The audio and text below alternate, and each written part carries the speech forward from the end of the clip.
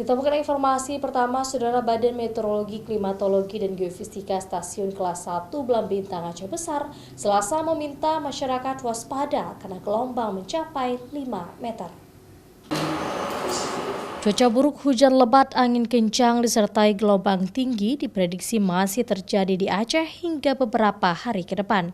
Salah satu yang harus diwaspadai adalah pengguna jasa penyeberangan baik dari Banda Aceh Sabang serta sejumlah penyeberangan lainnya baik Calang, Melabuh hingga Singkil.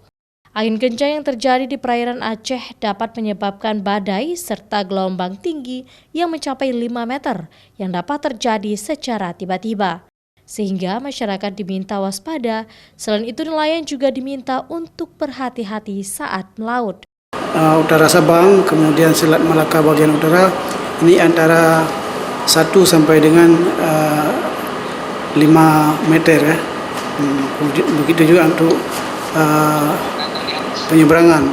Untuk penyeberangan Sabang Banda Aceh itu 1 sampai dengan 3 meter, kemudian untuk penyeberangan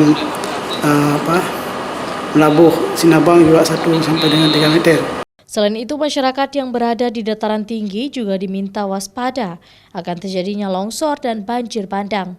Adapun sejumlah daerah yang diprediksi masih akan terjadi hujan di dataran tinggi, yaitu Bener Meriah, Aceh Besar, Aceh Jaya, dan sejumlah daerah lainnya di Aceh.